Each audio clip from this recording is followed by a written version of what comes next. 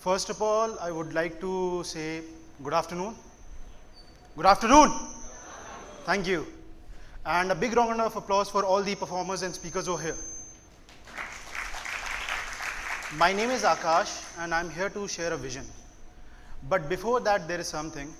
Since past 1.5 years, there has been a question which I have been asked by almost everyone, every single person I meet, be it my classmates, my course mates, my colleagues, and at times my father, that what is this blend of art, architecture, and uniform that I talk of?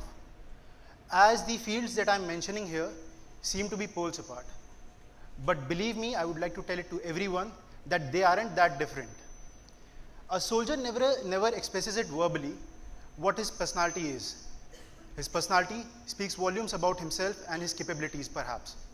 In the similar manner, the designs and ideas of an artist and architect are themselves living example of what he is. So this blend, this mixture of art, architecture, and uniform that I talk of isn't that absurd. And it is just a matter of understanding and perspective. Now, talking about uniform, the first image that comes into our mind is that of the tri-services, the Army, the Navy, and the Air Force. And second is that of police. But very few of us know that there are certain forces who act as a bridge between these two structures. As in a country which is so vast, which is our country, and with an area of 3.28 million square kilometers and a population of over 1.25 billion and counting, it is not always possible for the tri-services to be into every theater, as they have got a much greater and larger aspect to cover. And it is also not always about the law and order, in which the police would be called. So in such situations, the bridge is being formed by the paramilitary forces of the country. And at times I feel very sad and sorry that in spite of doing such humongous amount of deeds, they go unnoticed. Their worth is sometimes undermined. At this point, I have a question. And it is a two-parter. It is just to interact and have fun. How many of us know this guy? John Rambo, the iconic character played by Sylvester Stallone. As a kid, I seriously wanted to be this guy and have that scar on my biceps and show off. Now there is the second part of this question. How many of us know this person?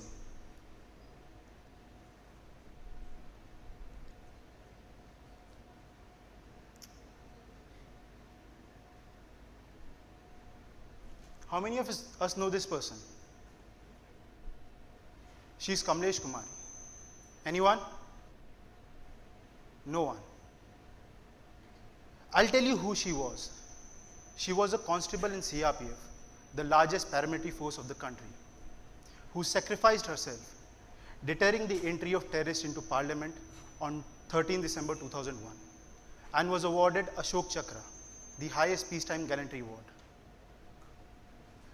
This question and the answer that I get as silence is actually the reason due to which this whole idea of designing a museum dedicated to these unsung heroes and to an organization which does so much of work came into my mind.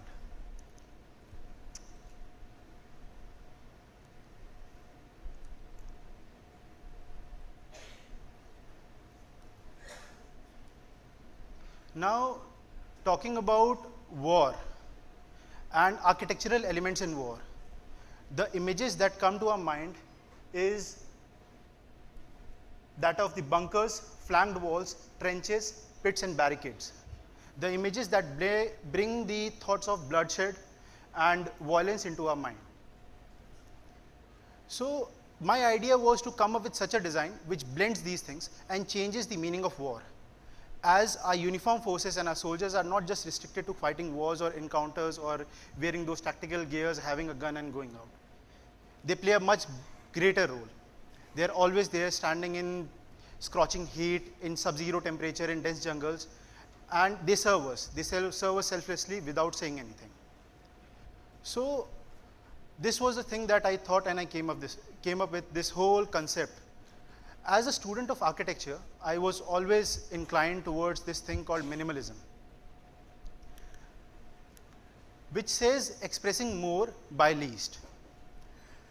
And by this, It is like if you have a minimum amount of resources available, you are supposed to utilize and inculcate them in such manner that you can come up with the best. As an architect, I believe that the most important factor for any design or any designer is that of determining a potential site that could do justice to the design which he is making. For that, I chose Delhi as my potential site, as being axially located from every point, and being the center, it will have maximum footfall, and the reason due to which this whole museum has been designed would be fulfilled. The second part was determining the key factors, that are the element of surprise. The basic and most fundamental thumb rule of any militaristic exercise or militaristic operation, that is having something new at every point, so that the viewer is intrigued to view and to explore more and more. Second was climatology. As we all know, Delhi being a blend of humid subtropical and semi-arid climate where the temperature varies a lot in summers and winter. So this was a major factor, and second was causing maximum impact in minimalistic manner. Now talking about the museum, as we enter the complex, we are welcomed the flanked walls. Now flanked wall is one concept which has been used in military establishments since ages. The very reason why it is used, it is a high double-story wall which obstructs the external aggression and protects what is inside, actually hides what is there inside. So as we enter, we see these flanked walls, and after crossing these walls, we are welcomed by the Shaurya Stambh that shows the undying soldier, a person who is always there, a person who stands there and protects us and guards us. There is this quote engraved on this stambh, that is, "Valiant were their deeds and undying be their memories, in the memory of those who are not here with us." The stambh is surrounded by a 360-degree running stream of canal, which shows the 360-degree cycle of a soldier. That a body might not be there, but a soldier is always there. They come from different parts of the country with different height, weight, color, creed, sect, but at the end they are soldier, and that is their job.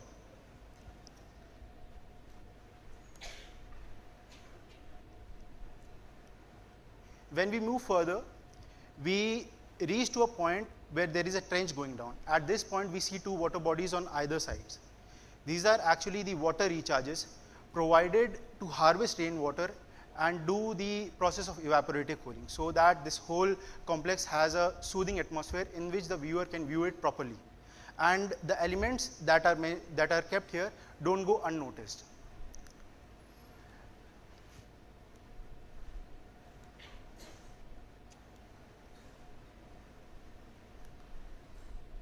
As we walk down, we enter a trench which is 15 feet deep and 15 feet wide, with granite walls on either sides.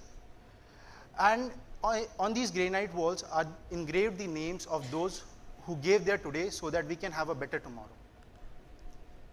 The whole idea of this trench was, when I was a kid, my teachers or my parents, they took me out for different excursion trips to different historical points, and I used to see that if there is some text is written or some historical reading is written or anything is written, people don't pay that much attention to that. They just view, they just see what is written, what is there, and they walk.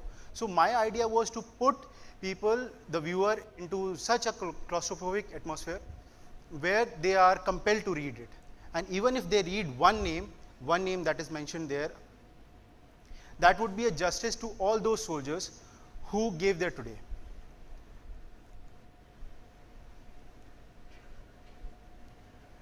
As we walk further, we reach the main building, which is a 3-story structure. The whole design of this very building is inspired by the element bunker, as from ground floor till first floor, there is a sloping wall which mimics the characteristics of bunker in a minimalistic manner.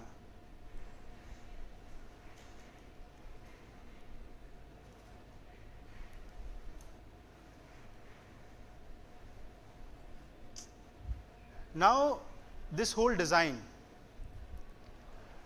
has one-way entry and two-way exit with flanked gazebos. In this design, when we see,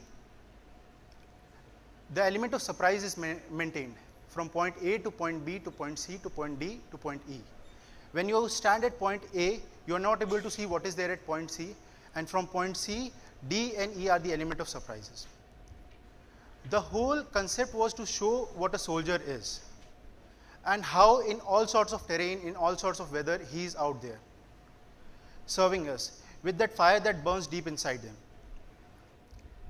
and the fire that defines our country, India, and also every single beating heart that resides in it. For me, this whole combination of uniform and architecture is not different, as a soldier is eternal. Body might not be there, a soldier is always there. Similarly, this blend, this thing which I say always about, this blend of art and architecture and uniform, talking about an artist, an architect or a designer, they might not be there, but their ideas, their designs, their buildings which they have designed is immortal, and history stands evidence to it. So this is the basic concept. This is what blending vision is for me, and this is my idea.